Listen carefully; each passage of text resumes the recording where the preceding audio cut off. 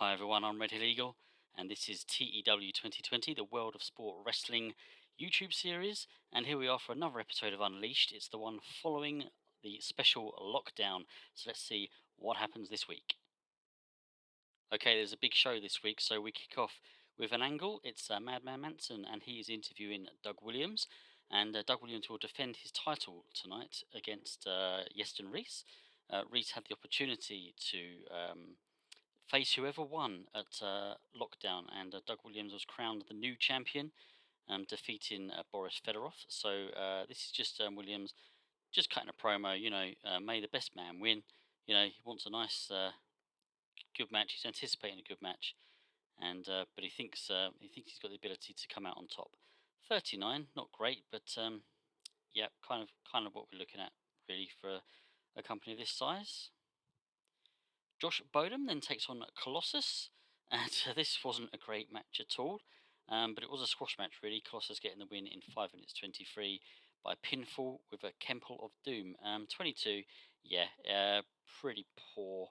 Although having said that, that's we've got a 43 rating from Josh Bodum and a 34 from Colossus, so 22.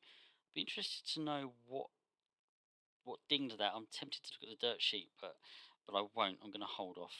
It's just one of those things, I guess. Josh Bodum getting a poor gimmick. I mean, he's just a jobber. He's not going to be around for long. It's just a squash match for Colossus, really. Andy Simmons is then in hospital after he got beaten up quite badly by Colossus. But he's given a promo. He's cutting a promo on Colossus. He can't wait to get back and face Colossus one on one. Like a man in the ring. 27 on this one. We have Fred Payne, and he announces that next week we will have Mason against Griffiths, Barry Griffiths, and there will be a special enforcer for the match. So no more, you know, well, let's just say Nick Aldis is going to have to be very careful if he wants to interfere in this one. So James Mason getting an opportunity against Barry Griffiths. There will be a special enforcer to make sure that there's no shenanigans going on from outside. 39 rating on this one. Chris Renfrew then takes on Martin Kirby, and it's Renfrew getting the win in 8 minutes 40 by pinfall with a pendulum facebuster. 42, decent match, quite happy with that one. Renfrew still down as unimportant, I think, and we are really trying to push him. He's someone I do want to get up the card, so another victory for him here. Fred Payne then meets Greg Burridge in the corridors backstage, and he says to Burridge, you're obviously a fan. You're a wrestler as well, and you're not a bad one. But you're obviously a fan, and you love wrestling. How would you feel about commentating on one of the matches tonight? And Greg Burridge is like, oh wow, really serious? I'm going to get to sit and commentate on two guys. Wow, fantastic! Yeah, of course I'm in. Okay, yeah. Well, let me know when you want me. I mean, what match? Before we can find out what the match is, we cut off. But a 32 rating on this one. Katie Lees is then with Boris Fedorov backstage, and Lees is basically he's kind of she's kind of not attacking Fedorov, but she's obviously not happy that he's lost the belt, and she's basically telling him, look, you need to up your game. You need to go in for some extra training. You obviously cannot compete at the highest level without me at your side to help you. The only reason you won those other matches is because I interfered and I gave you an advantage. You obviously can't do it on your own. You lost in that cage match. I think you need to forget about chasing the belt. You need to forget about that for the moment. Get back into training. We can look at some ways of improving your game, and just get back out there. But for the moment, chill, calm down, just build up your reputation again. Rating of 40. Mark Sloan then takes on Super Z, and this is the match that Greg Burridge has been allowed to commentate on. He's been asked to commentate, and he is over the moon. I mean, he's loving it. He's loving every move of this match. He's impressed with Super Z. He can't believe how good this Z guy is. Mark Sloan's putting on a good performance as well, but Super Z something special, and Greg Burridge is just going mad for it.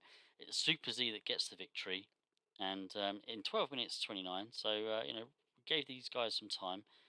He won it by pinfall with a Tiger Suplex and 53. So a really really good rating there. And after the match, Greg Burridge is like, I need to go and get that guy's autograph. I want Super Z's autograph. I'm gonna have to go. He takes off the headset.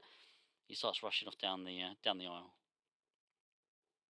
And then Greg Burridge goes to get his autograph. He follows him to the back, and then he sees him take off his mask, and he sees who is under the mask, and it's Zack Sabre Jr., the man who lost to John Hennigan in a contract match, and then he went to Fred Payne to ask for a contract, and Fred Payne kind of said, there might be a way we can get around this, and it's as clear as crystal what's happened. A rating here of 39. Aaron Insane then takes on Jack Jester, and it's Jester getting the win in 6 minutes 8 seconds by pinfall with a running knee, and it's a rating of 36. Just a match to get Jack Jester on the card and get him a victory. Really, another one I want to sort of push and keep. I think he's down as a star at the moment, but he might be well known. But he's there or thereabouts where I want him to be, and I don't want him to fall. So let's keep giving him bits to do. He's not involved in anything too important at the moment, but I do have some plans for him in the future. 36 rating.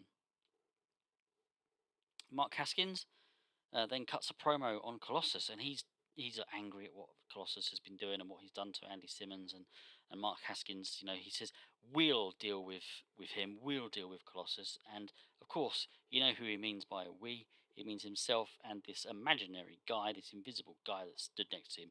We'll deal with Colossus. Right, let's see how that goes, shall we, Mark? Rating of 30. Roughneck then takes on Joe Hendry.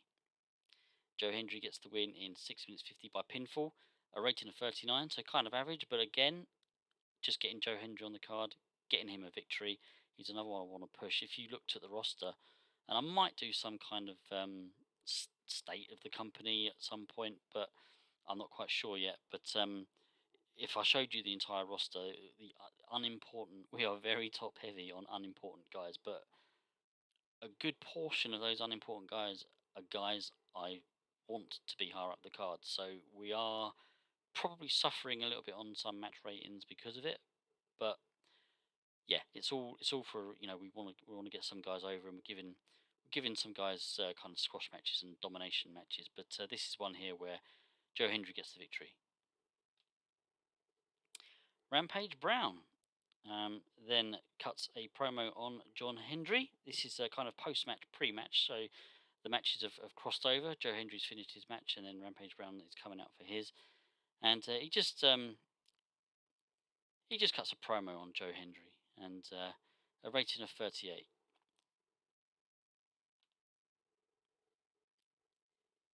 And then Rampage Brown gets a victory in his match where he faces BT Gunn, and it's in 9 minutes 57 seconds with a brainbuster suplex.